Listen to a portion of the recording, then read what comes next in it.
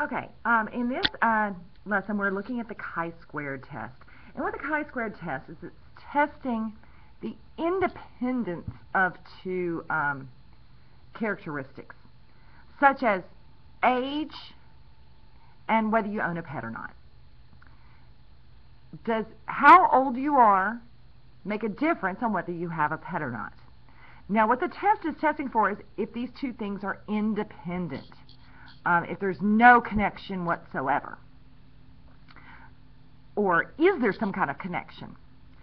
So the first thing, before we can even run the test or even start working with it, we can't have any of these categories that are less than 5. So you need to make sure you have a lot of data.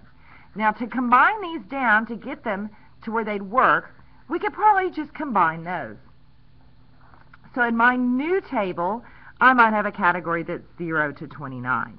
Now, this is all the people 29 years or less that own a pet or don't own a pet.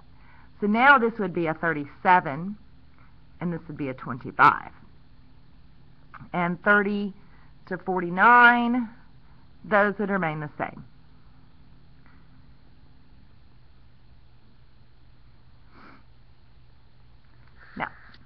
When we're running a chi-squared test, the null hypothesis is always that the two things are independent, that age and pet ownership are independent.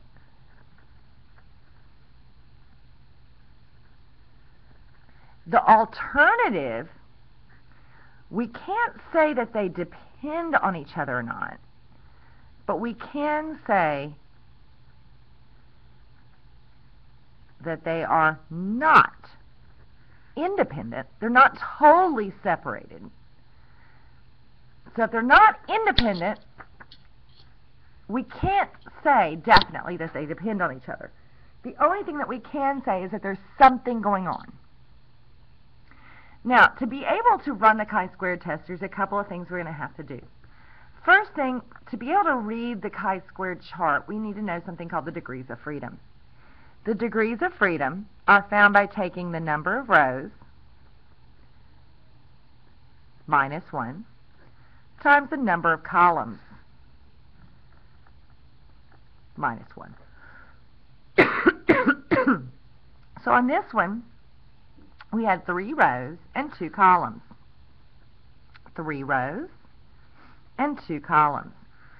So this would give me a 2 times a 1. My degrees of freedom would be a 2. We'll need that later, and we'll come back to it. Now, the next thing we're going to do is do an expected value table. And the expected values are found by taking the row total times the column total divided by the number of total people surveyed, or the overall total. So to do this, you notice we need row totals, column totals, and the overall total. So let's go back to our chart. The row totals, well, it's just what it says. Row totals are found by adding up your rows. So 37 and 25 would give me 62. 42 and 58 is going to give me a 100. 39 and 34 is going to give me a 73. And the column totals. Let's see if we can get there. Column totals, we have 37 plus 42 plus 39 gives me a 118. 25 plus 58 plus 34 gives me a 117. And the overall total is the total number of people interviewed. So if I added up all of the squares in here, or I can add up the rows together, or the columns together, it's going to be a total of 235. So you start with each spot. like this position, number of people from 0 to 29 who have a pet. So the total people that were from 0 to 29 is 62. The total number of people who had a pet was 118. So I would take 62 times 118 divided by, whoops, you can't see that, the total of 235. So I'm going to take 62 times 118 divided by 235. And I get 31.1. And I'm going to repeat that for each of them. Row total, column total. So the next one, it's going to still be a 62 for the row. This column was 117 divided by 235. And I get 30.86,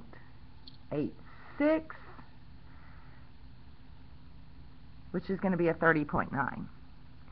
What we're finding here, the expected numbers. These are the numbers that you would expect to see if age and pet ownership were totally independent. So if there was nothing going on, nothing affecting whether or not you own a pet, then all of these would be exactly the same. Whoops. Okay, the next one's going to be 50.2.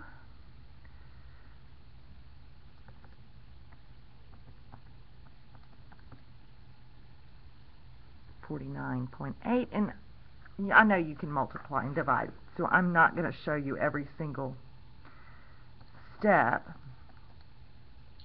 in filling in the expected value tables. And if I were doing this on my paper, I might show a couple of them, show the actual work, but then you could show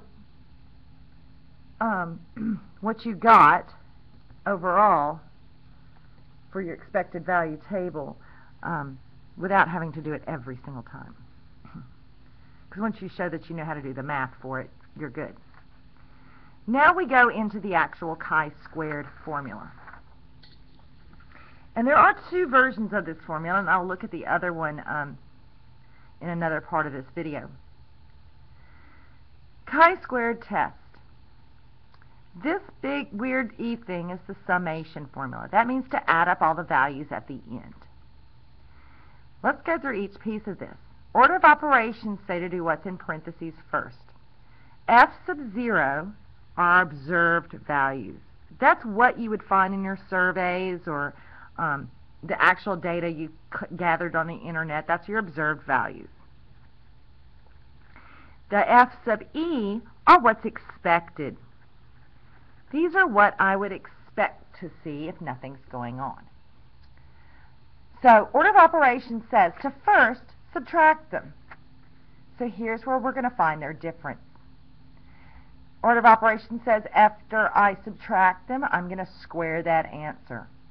So notice that after I subtract them, I'm going to take that answer and move over here and square it. Order of operations says the next thing I'm going to do is divide by my expected values. So I'm going to. So, to fill in this chart,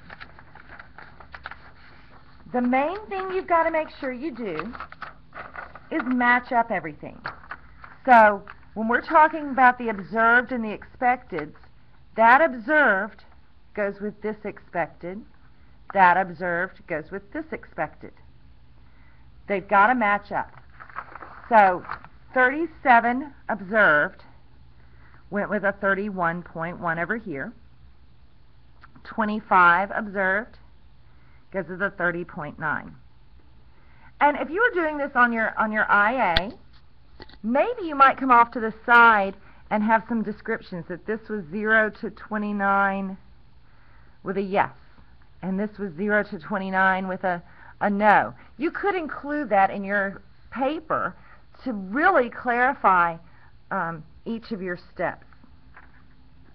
42 went with a 50.2, and notice already you could talk about the differences. That 42 and 50 are very far apart, so you're seeing a lot more people own pets in that age group than what would be expected.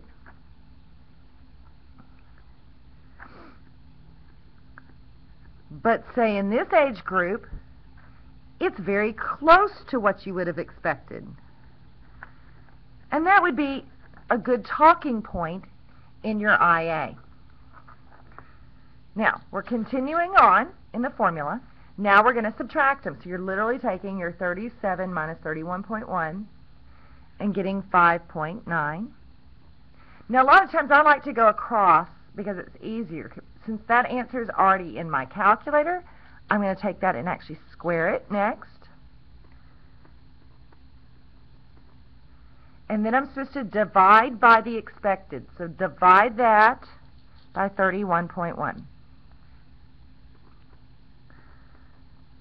So the next row, I'm going to take these and subtract them. 25 minus 30.9.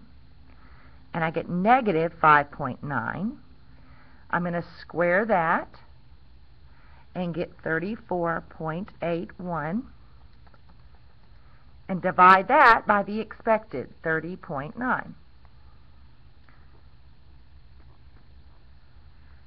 The next one, 42 minus 50.2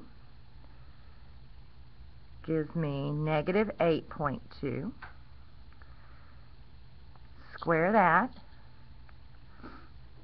67.24 divided by 50.2.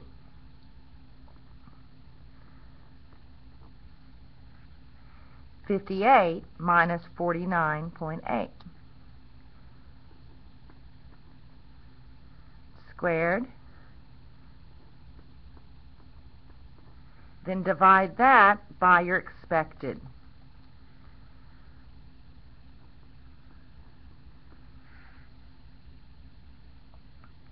$39 minus 36.7 squared divided by the expected. Ooh, that one was interesting. Remember we talked about how close those seemed? When I divide, I get a really, really small number. Wonder if that happens on this next one too. 34 minus 36.3. And I'm going to square that. Divided by my expected. So the closer your observed and expected values are, the smaller this number is. And notice how these were a little bit farther apart. That number's a little bit bigger. Now, the last part of the formula says to add them all up. So we literally take the 1.12 plus 1.13 plus 1.34 plus 1.35 plus 0.14 plus 0.15. And this gives me 5.23. This is considered my calculated chi-squared value. So remember we talked about using the right symbols in your on your word. That's chi-squared with a subcase calc is 5.23. Now there's a chart that I can help you read that you have to use your degrees of freedom and your significance level to find the critical value. This critical value you compare with yours. If the calculation I got was 0, what that would mean is that my observed was exactly like my expected. The larger this value is, the more we would reject that null hypothesis. So a quick little rule of thumb is if the calculated is less than the critical, is less than our critical value. This is our cutoff point. As long as what we have is less than that, we accept the null hypothesis. In other words, we accept that they're independent. As soon as our calculated value is greater than the critical, we reject the null hypothesis. In other words, we reject the fact that these two things are independent. They're not independent.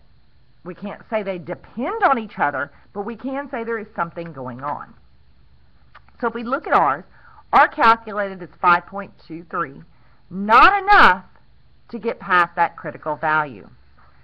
So we accept the null hypothesis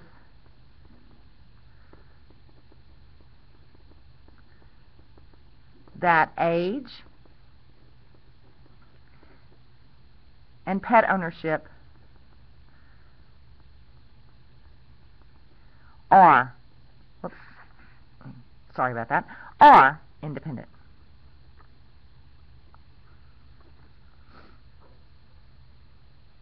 Now, there's going to be another video up, because if you have a 2 by 2 table, in other words, 2 rows and 2 columns, that means your degree of freedom is 1.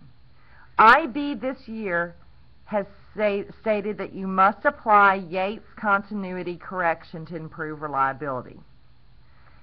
All that means is that we're going to change the formula just a touch.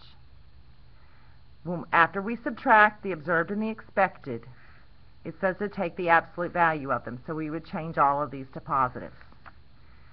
Then you would subtract 0.5.